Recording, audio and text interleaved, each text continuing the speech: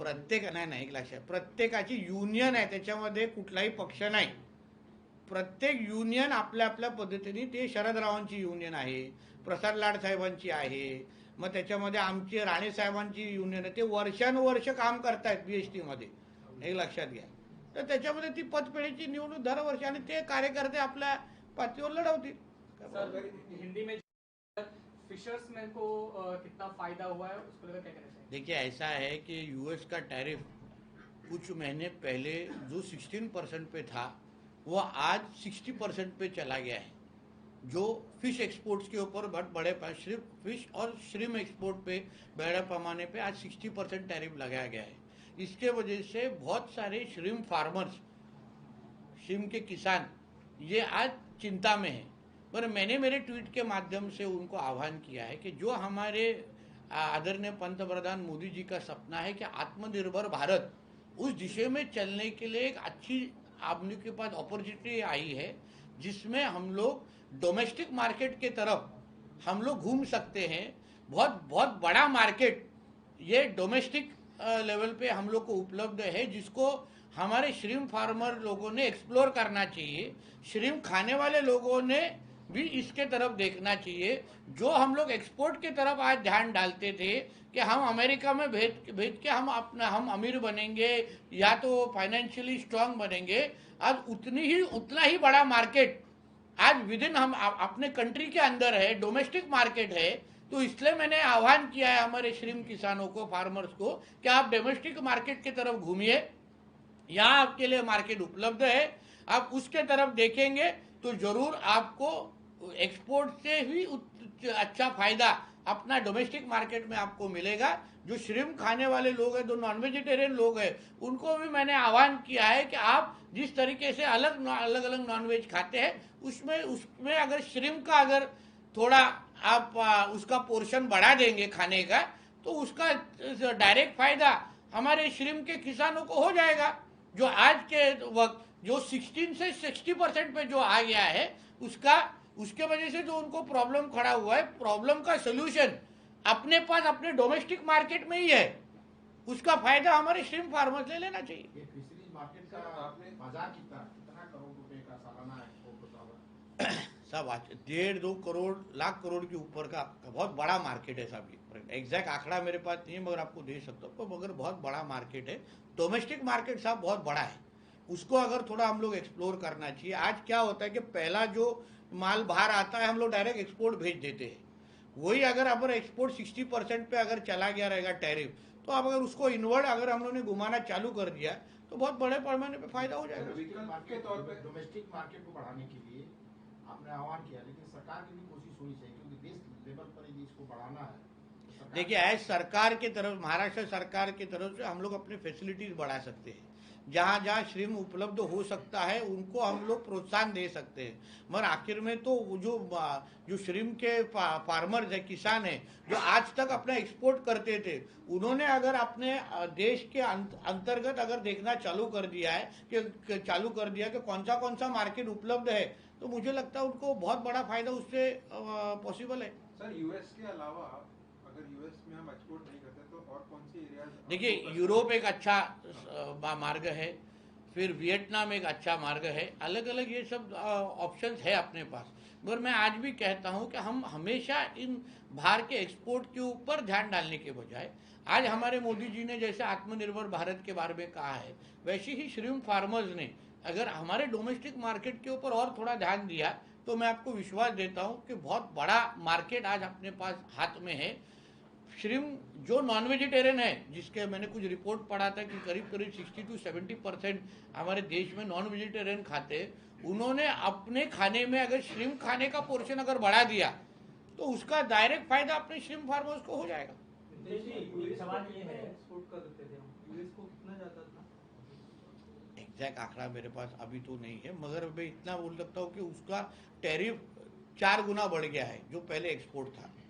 तो उसके हिसाब से देखना चाहिए. तो एग्जैक्ट फिगर चाहिए तो मैं दे सकता हूँ. अच्छा, जैसे आप इसकी मछली की बात कर रहे हैं कि भाई अपने बाजार में ही आप इसको बेचो, अगर दूसरे जो उत्पाद हैं अगर हम उस पर भी इसी तरह से अगर सोचें तो जवाब बन सकता है या मेन देखिए ऐसा है, फॉर एग्जांपल सोलापुर से हमारे टॉवेल आते हैं।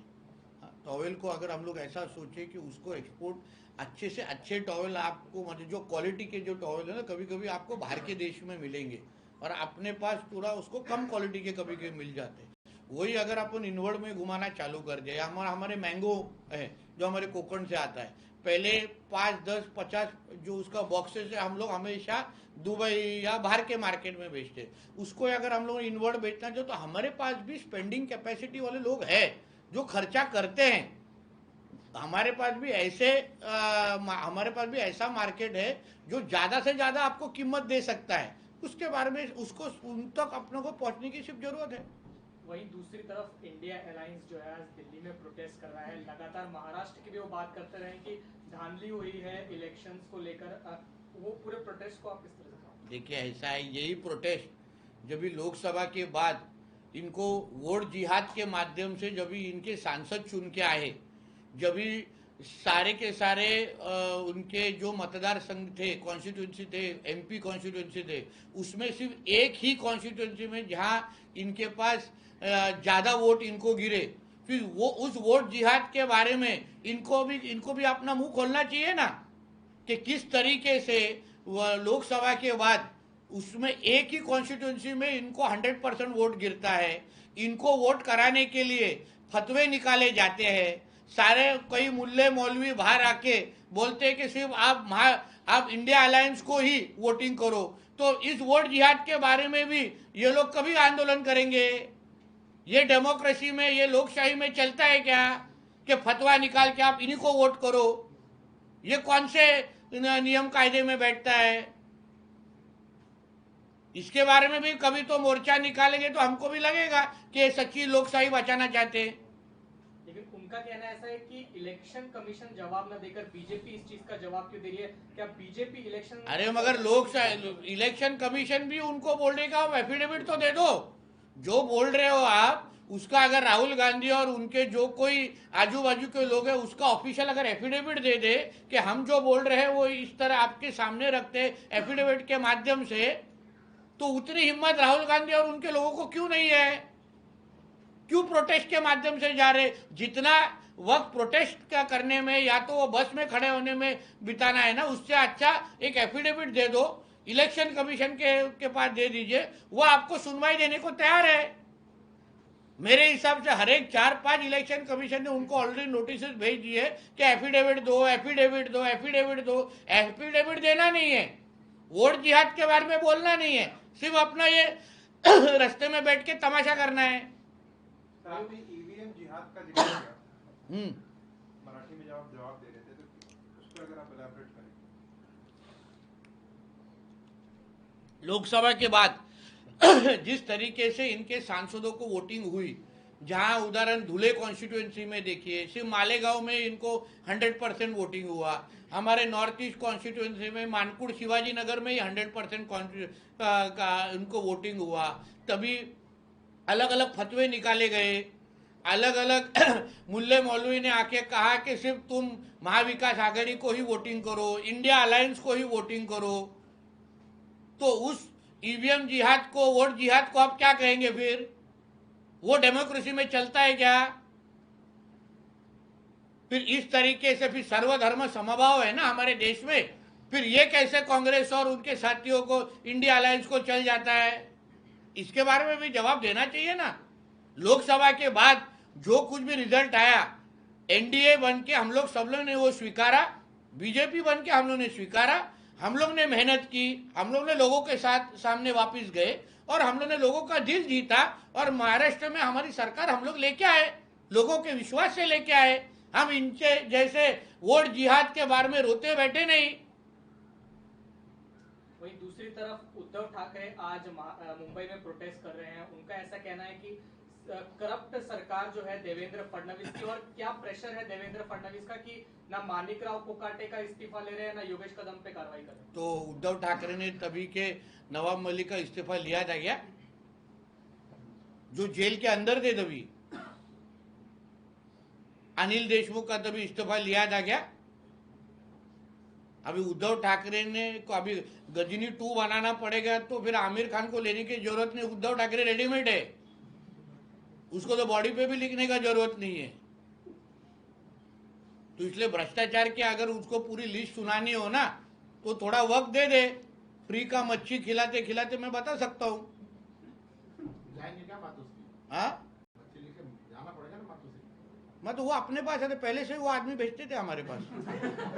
पहले हमारे पिताजी के तरफ से फ्री खाना लेके जाते थे। मैं भी, उद्धव ठाकरे कभी खुद के पैसे से खाना नहीं खाते, ये जिम्मेदारी से मैं बोल रहा हूँ। खुद के पैसे की गाड़ी नहीं घुमाते, खुद के पैसे से एयर कंडीशन नहीं लेते, खुद के पैसे से अभी अंदर का भी नहीं पहने, वो भी डिटेल बता सकता हूँ।